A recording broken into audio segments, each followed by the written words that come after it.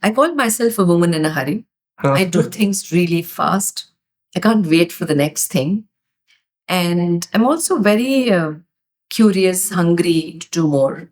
Like if something is happening, let me try my hand at it. Let me try.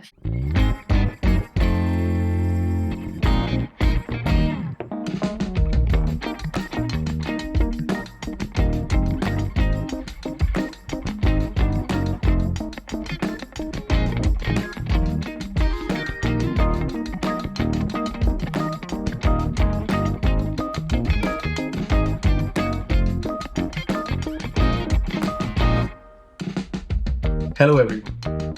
Today, we have the pleasure of chatting with the incredible Supraja Rao, a true visionary who seamlessly wears two hats, balancing the worlds of interior design and art curation. As the founder of Design House in Hyderabad since 1990, she has shaped stunning spaces, but her passion doesn't stop there. She's also the force behind Kadari Art Gallery, a space dedicated to championing contemporary artists and fostering creativity. We're diving into her journey, her love for art and design, and what fuels her creative spirit. So let's welcome the one and only Supraja Rao. Good morning, ma'am. Good morning. How are you today? Good. Welcome to Kadari Art Gallery. Thank you so much. Welcome to Warm Heart Steel Minds. It's a pleasure to have you. And I'm really excited about the conversation that we're about to have today. I'm so looking forward.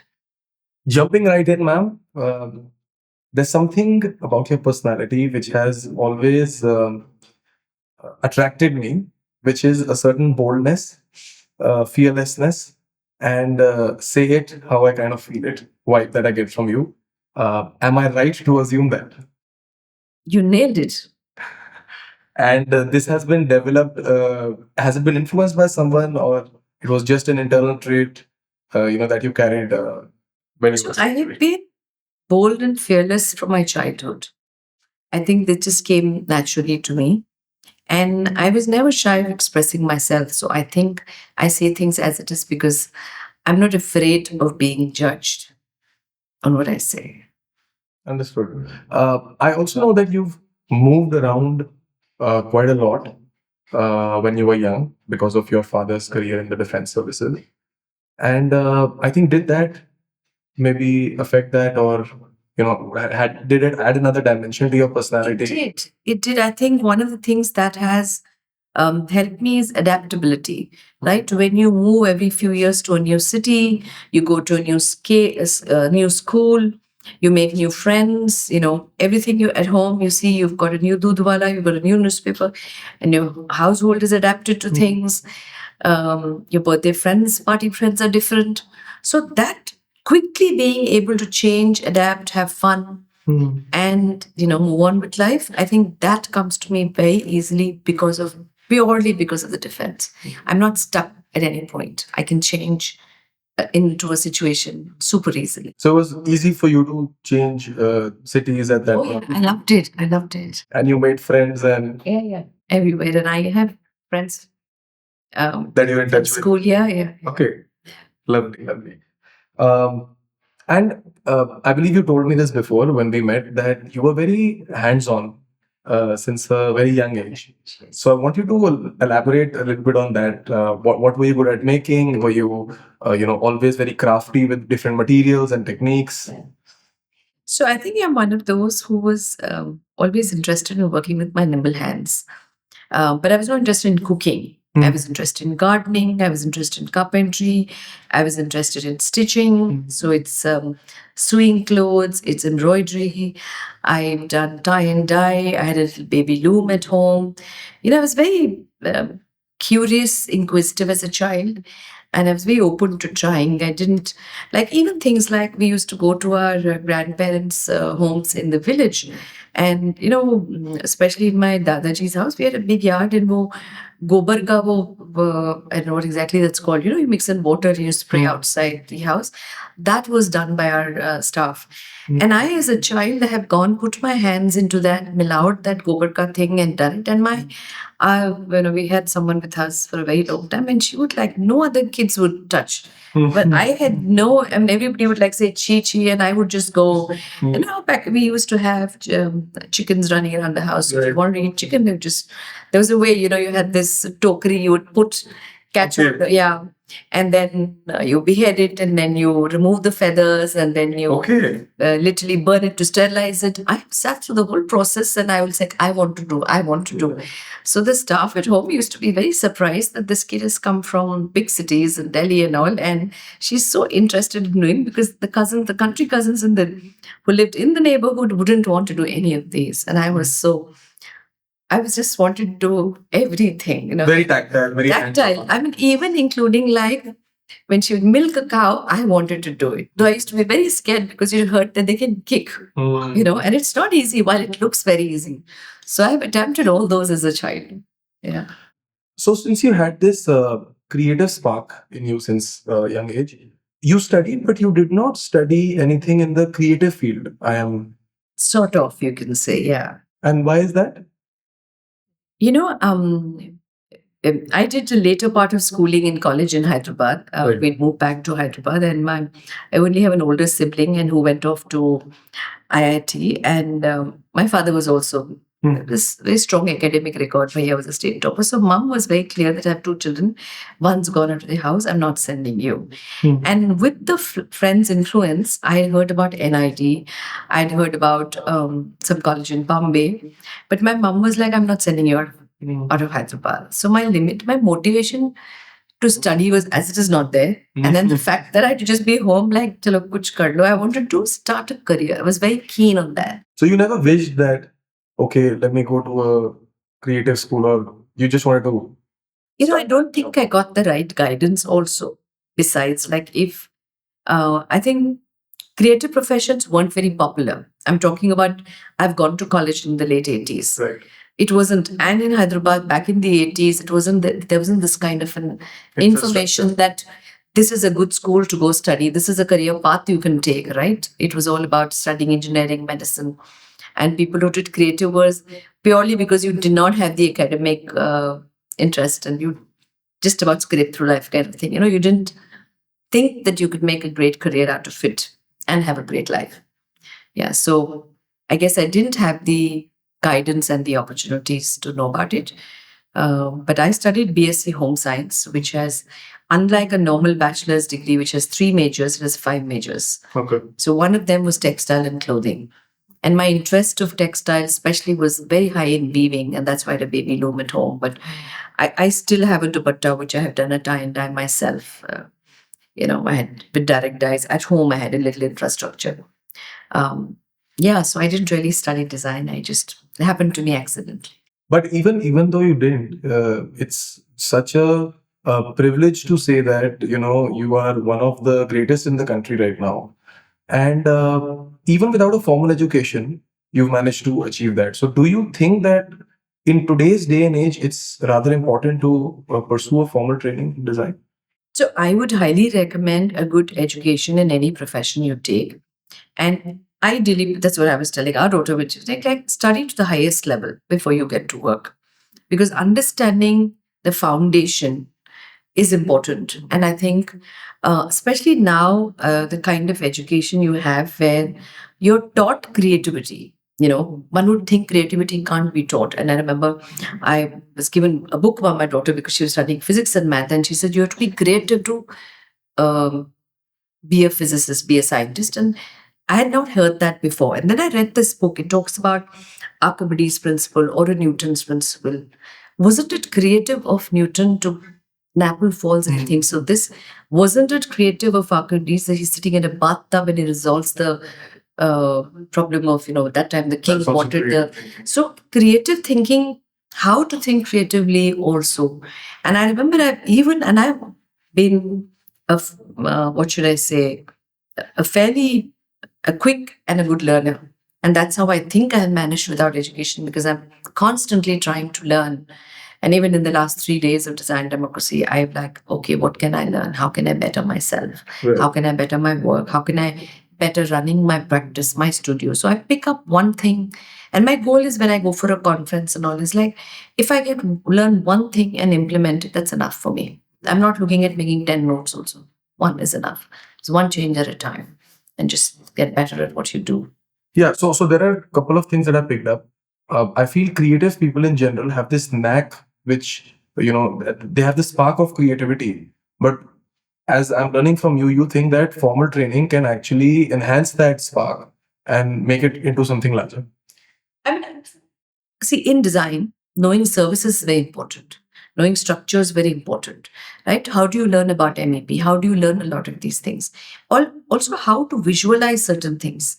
I have trained myself in a direction, but I've not studied architecture. And I can see my fellow friends doing some very interesting architectural work. I haven't trained myself to think in that direction, but I know if I want to, I can learn.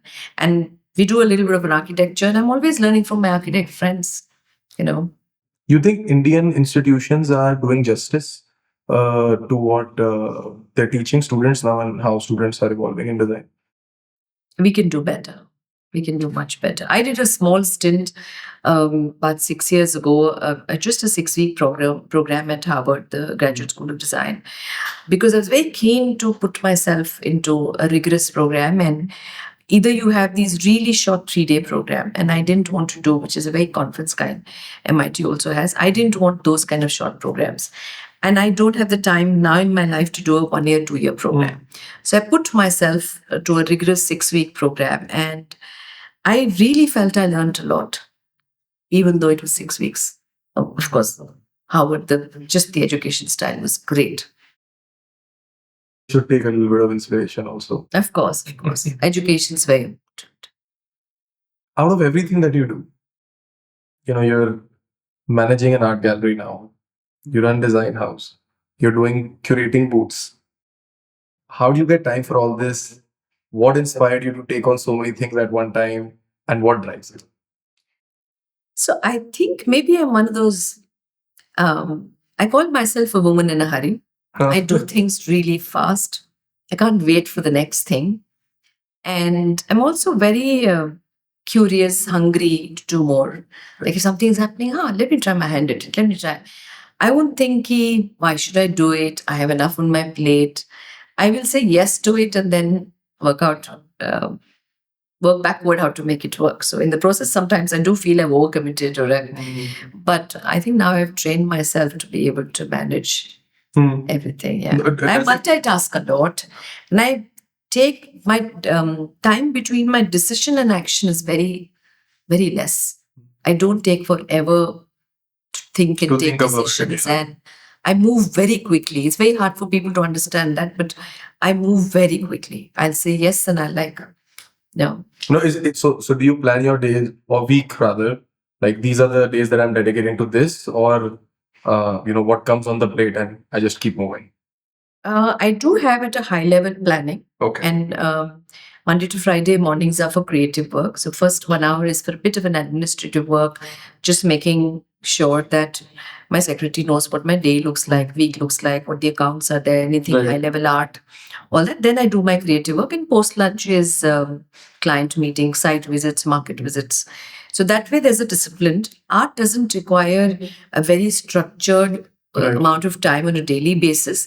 When it's a show, it takes up a lot of time. And fortunately, since the studio and gallery are just one level up and down, and It's easy for it's the team operates from the same level as studio. I think if it's just another floor, another building, I wouldn't have been able to go to the gallery so many number of times a week. That is.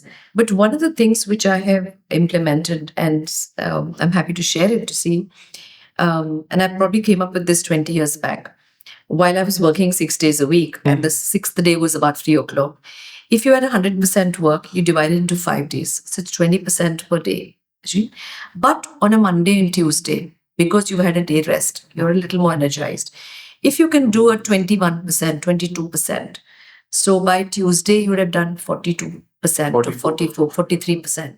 It gives you the edge because whatever you do by Thursday, Friday, you start wearing out. By 5 in the evening, you start wearing out. So if you can do and you take on important and bigger things which uses your mind, or you'll be faster to achieve, and then you move faster that way. And a lot of companies I feel nowadays are shifting from the 6 days method to the 5 days working in a week, which maybe they have also realized that. I'm trying to move to 4 days. Oh, I wish for us also. And out of everything that you do here, what is most fulfilling? The gallery, booths, design house, anything else that you I do? think the creative part is the most fulfilling. And like when I put art on the walls and I curate this space a lot. So I think curating, putting things is something in the towards the end of a design project or the gallery that I enjoy that the most. And space planning and layout. It really gives me a high when I um, sketch and I plan the space. I've used every square inch wisely and not just aesthetically. That gives me great. And that gets covered in all of the various facets of Because design that you so buy. using space, I like to be frugal when I do things. It gives me great joy when I have done things without over consuming. And it does. In fact, I feel bad if I consume excess. वो तो कोई भी कर सकता है ना. When you have water to waste, money to waste, or to use as much as you want, what is there? Your point is if you could work with limited resources. And I think that's something probably comes also from my childhood in this living in the defense and moving. You lived with limited things. You know, you could pack your whole house into an X number of boxes and you moved. While you lived a little frugal, it was a very rich life. So the combination of being rich from inside and experiences and joy. And that's a habit I feel that you've developed over years, which now makes you want to utilize space. And I use my clothes, shoes, accessories, everything for years and years. So it's not like I go shop every day. I don't shop. I tell people I do not like shopping. I do not go shopping. If we're on the since we're on the topic of time, we're on the topic of using, let's talk about how you use time. How do you balance between doing so many things in your personal life? Does work get into your personal life, and how do you balance that? So when I would think in my 20s, 30s, up to or I'd say mid 40s, I think it was all really mixed up, you know. I mean, there was a discipline for house and office and all that, but still they would overlap. But I trained myself to cut off from work mentally. Because now, literally, if I go home on a Friday evening, I'm not working on Saturday. If there is a text I haven't responded, I'll get back. But Monday morning, I will remember it. I simply just cut off. I've trained myself to cut off and be home. Same thing when I come to office and I've been told something at home by my cook or anybody, I'll be blank. I'll go home and say, you should reminded me if I've told you something, you know. So that's something I have learned over a period.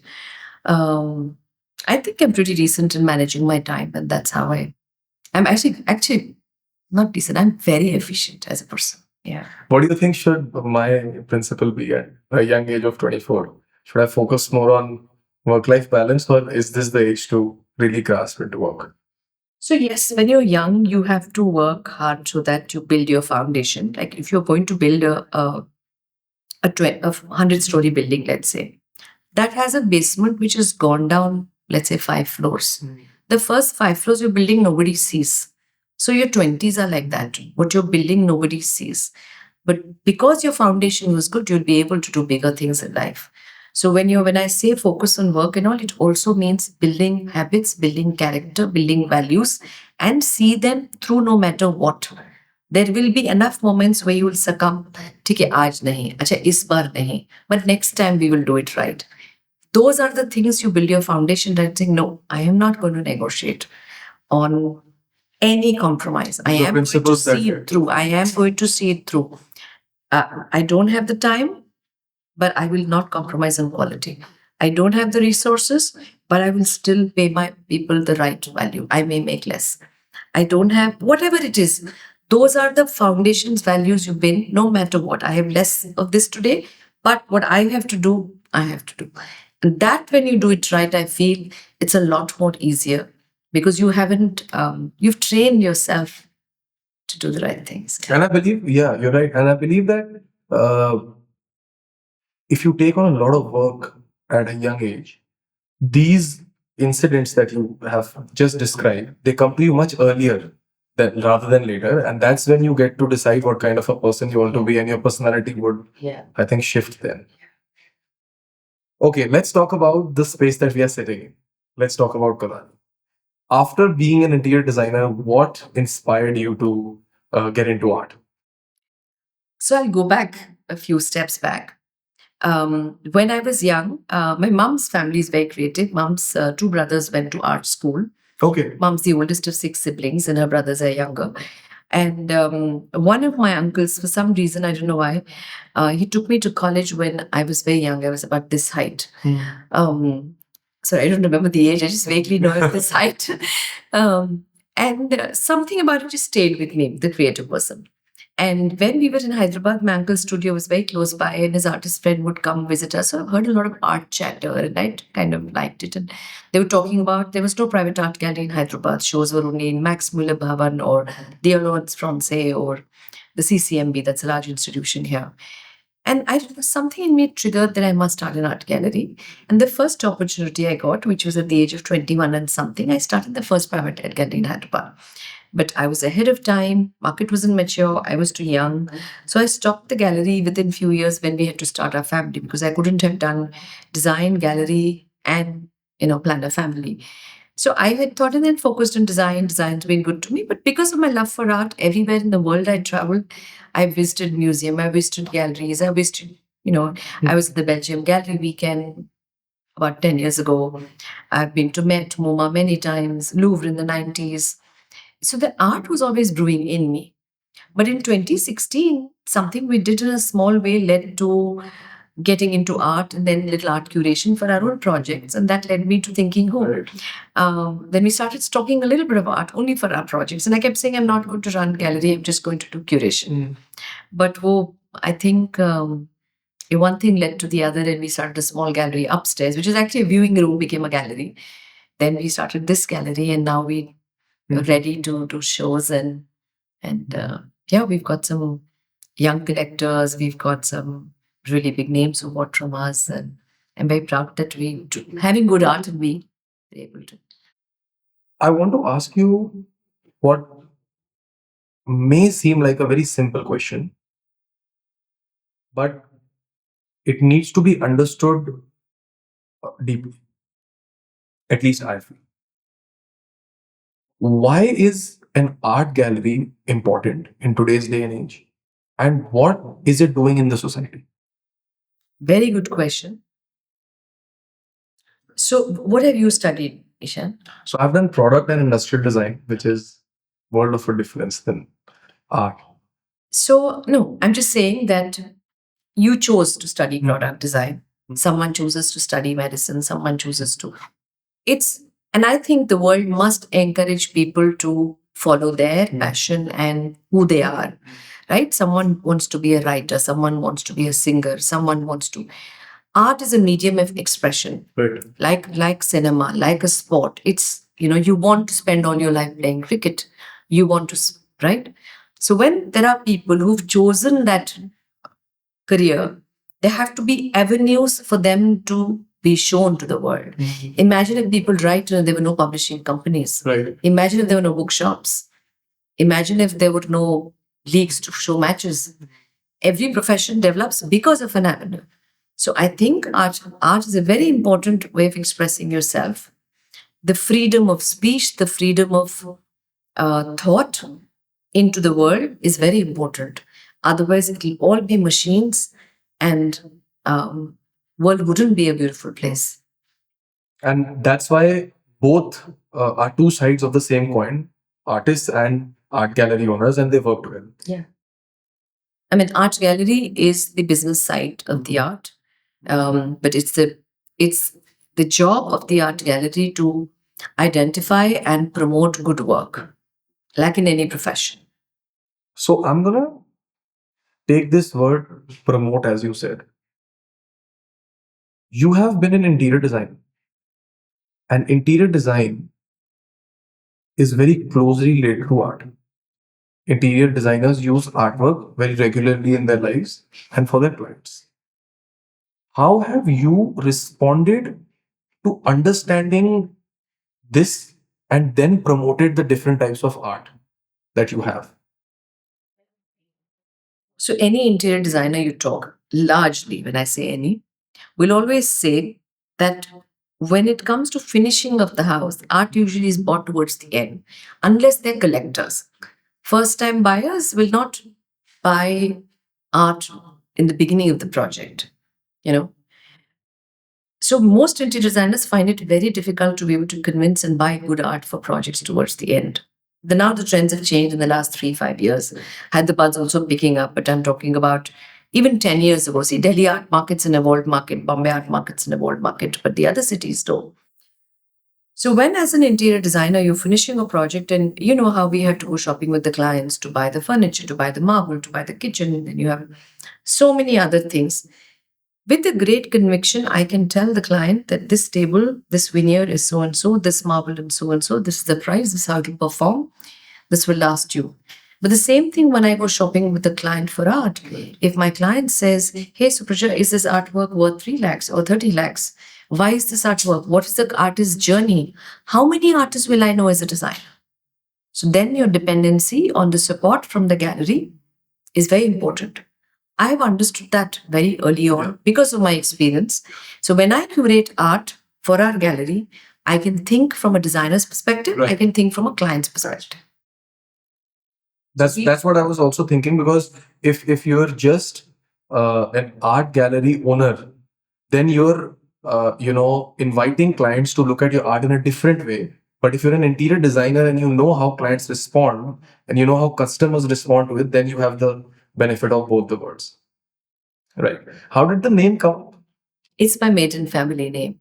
Okay. So when I started the gallery in the 90s, it was named on my late father, Rajeshwar Rao. Okay. So it was called Rajeshwar Art Gallery. So when we restarted in a small way in 2016, we put the board out, okay, Rajeshwar Art Gallery. And I feel that's how it restarted, okay, because with an intent. Though I wanted to only do curate, I wanted my father's name to list. So I put the board outside and I restarted. But when we were expanding and starting the new space, and also when we went more online and we have a e-commerce for our website, and that's when we revisited the name for an easy name. And also there's an artist who started his career in my gallery called Rajeshwar Rao. Okay. And in Hyderabad, people were mixing up between thinking it's an artist gallery.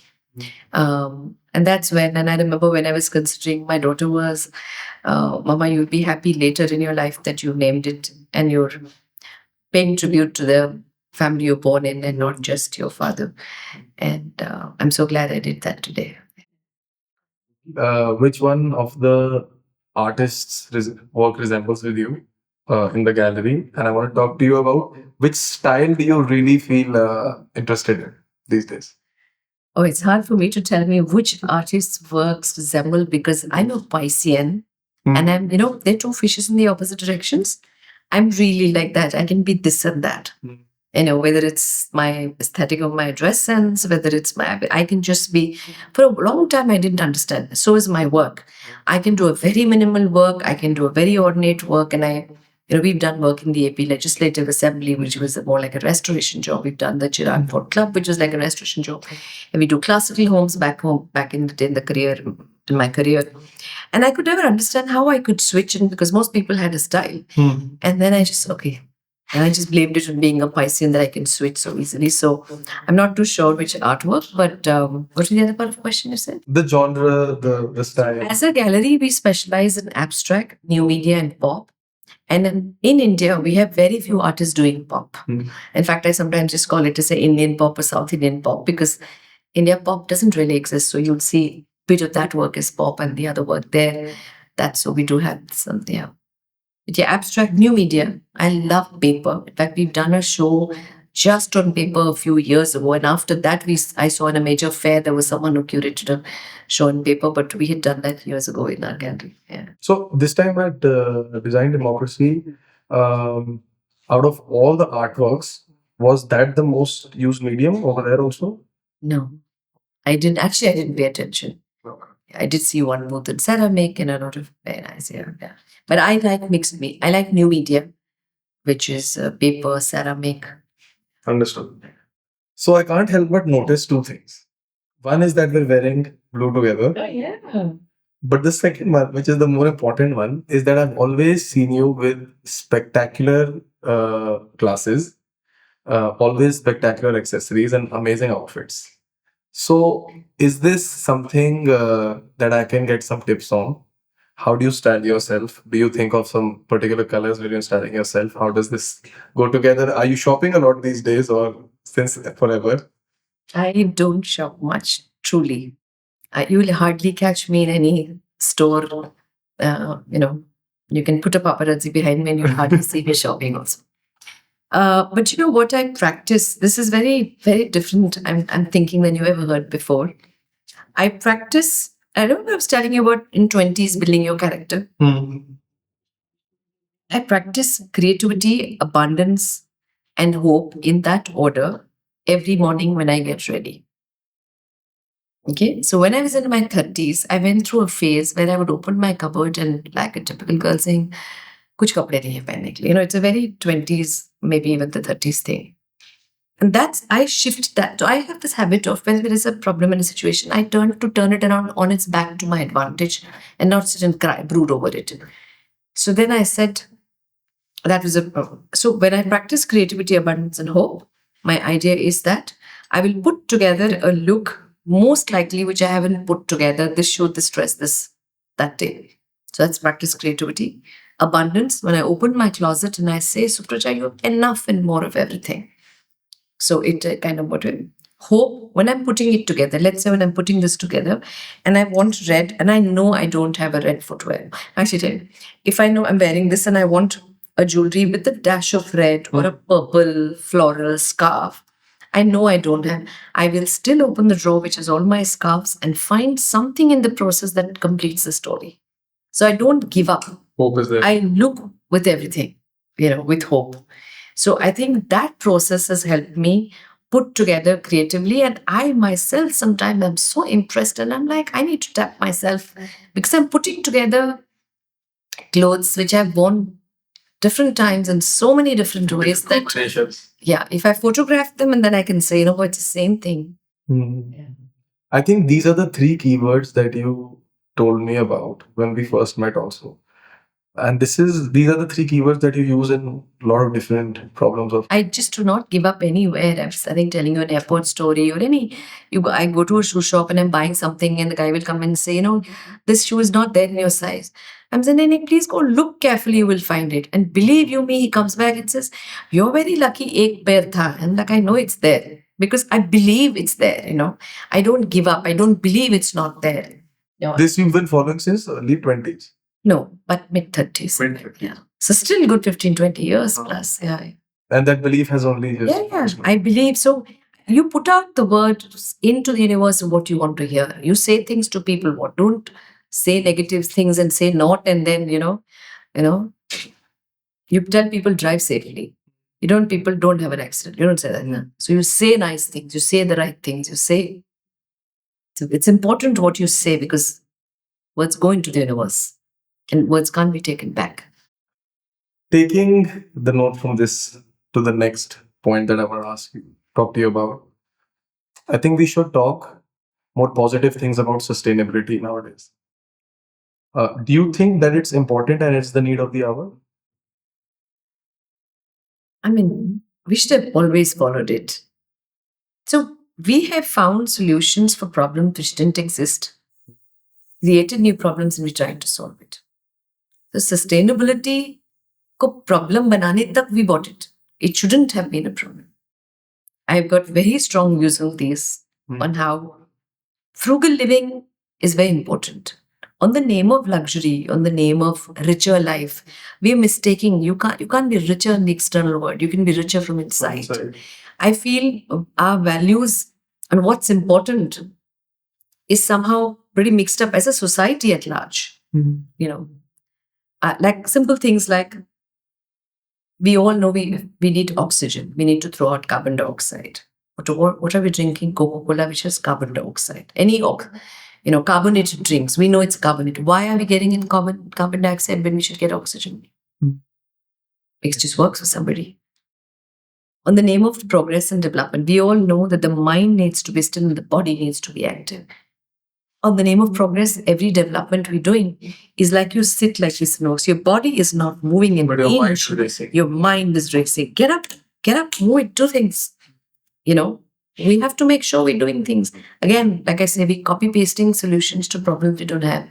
In India, we don't have snow that we need a remote control garage to open, gate to open because you can't get off your car.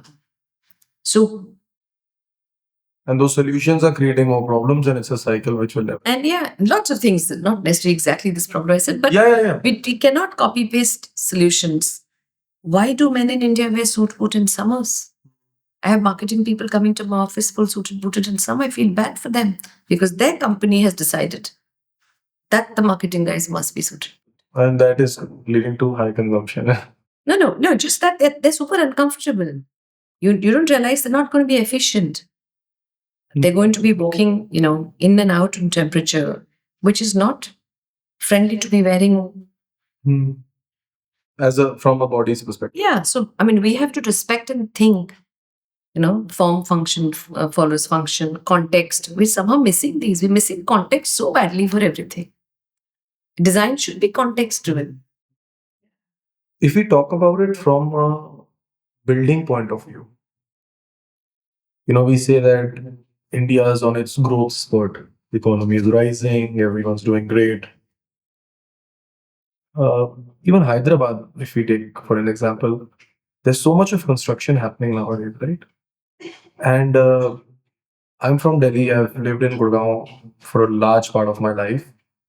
And now I can very safely say that it's not as happily habitable as it was in the last maybe 10 years back, right?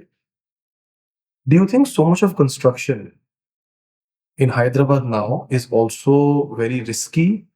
Will it hamper the city after 5 years or 7 years or 10 years? And people are very happy right now building, these large apartments which will have so many cars on the same infrastructure that has already been built. I don't think that people will rebuild the infrastructure, not all of it at least.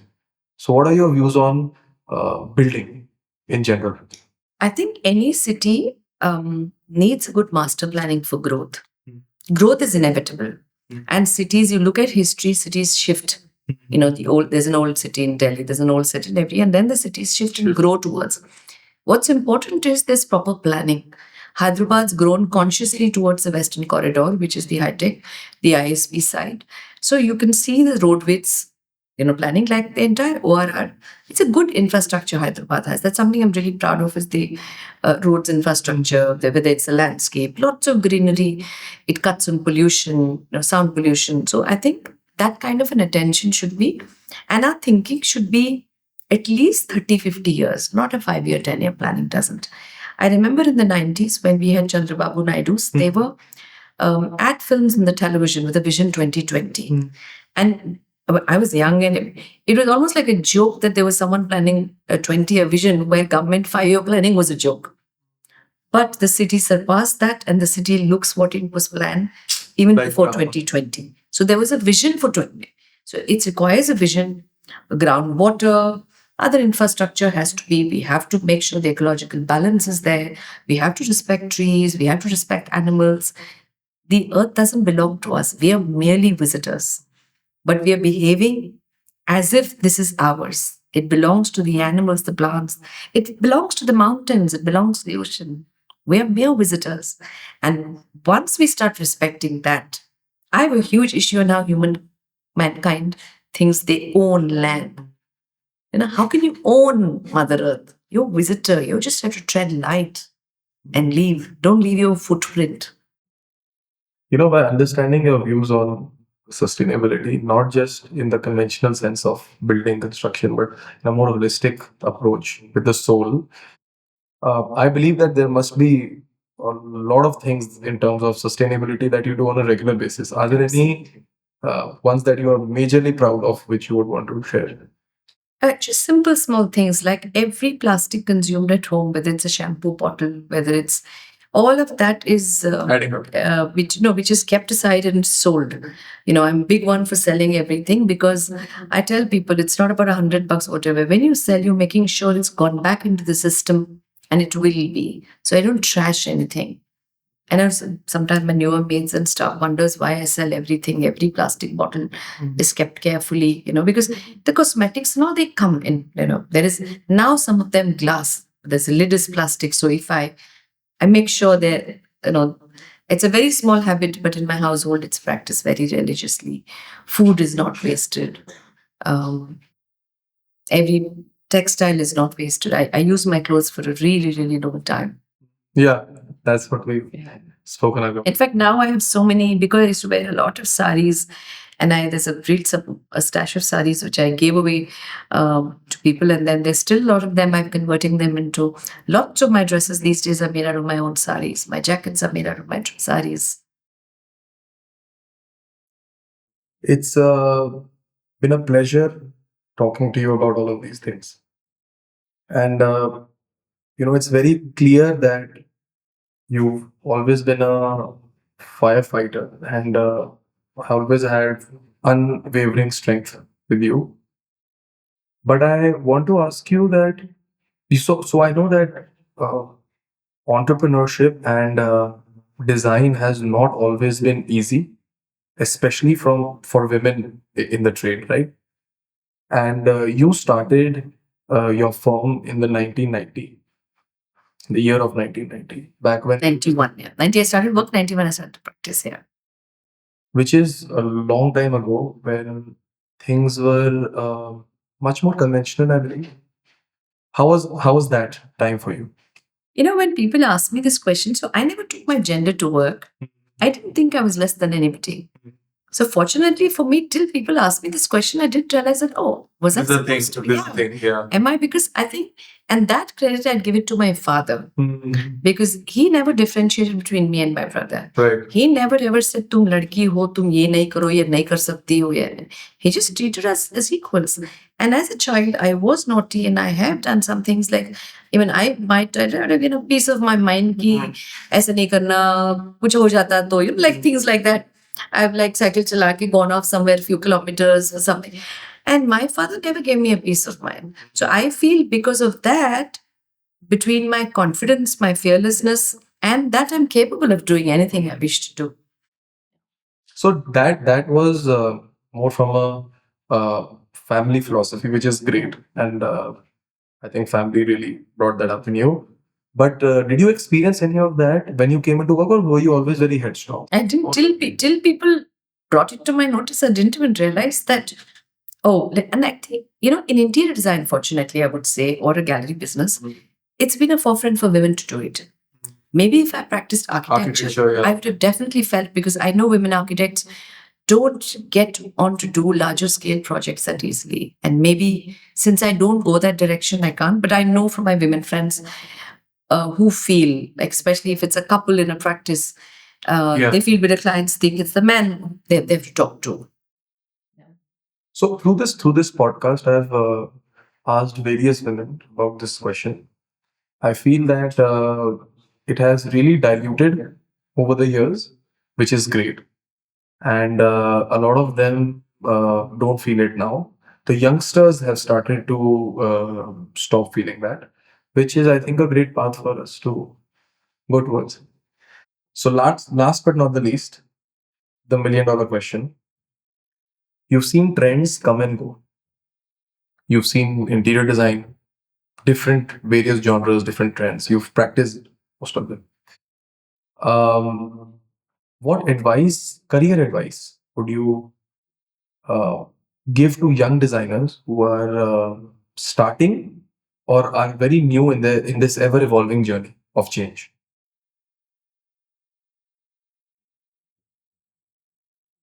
Hard work never goes out of fashion. Kindness never goes out of fashion or trend.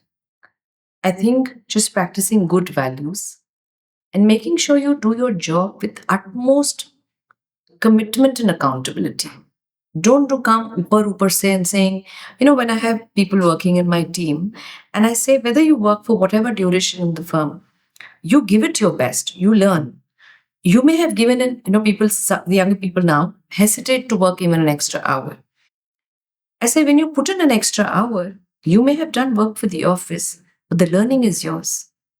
Learning can never take away by anybody. So once you start investing on that and believing, see, when I work for clients, I really go out of the way and do things. And sometimes people say, oh, zarurat nahi hai. And it's not that they have benefited by my hard work or my thing. I have learned so much. I have grown. So I always look at it that way. That's why I can keep giving so much. Because in the giving, I am getting so much. I'm filling myself, I'm up, I'm learning, I'm growing.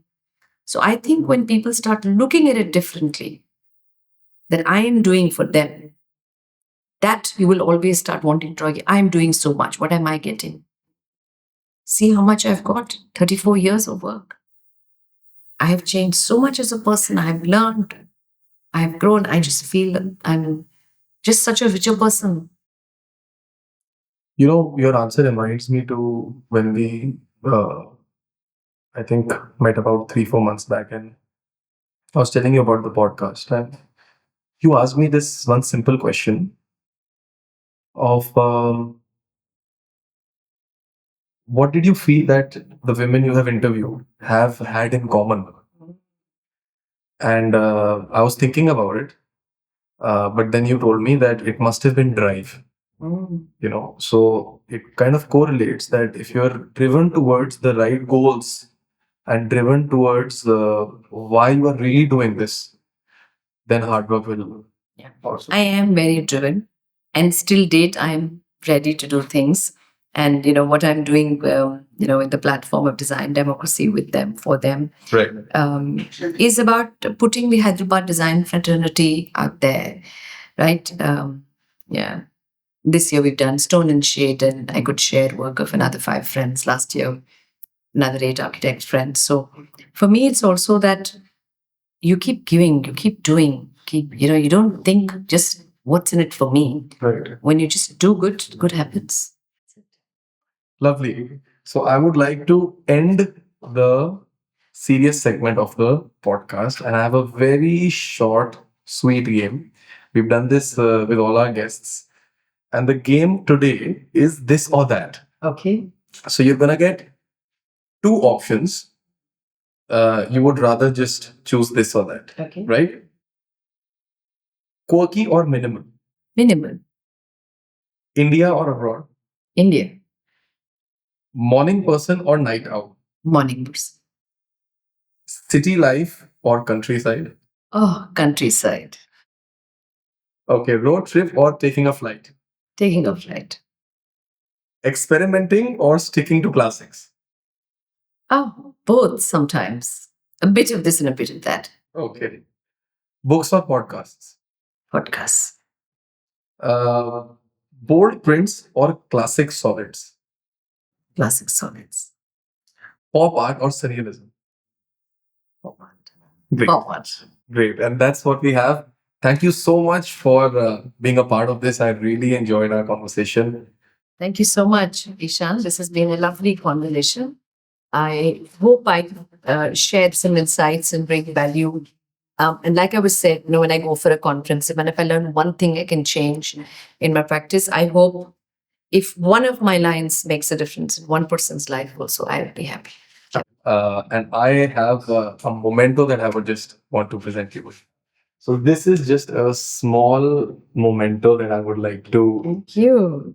share with you. Well, it's designed very thoughtfully, and it says warm hearts, steel minds. Right. Yeah. So this is just for me. I would just like to treat you very carefully here. It's a little heavy, Oh, and this is for me to take back. Every one of them has signed. You can find a nice place.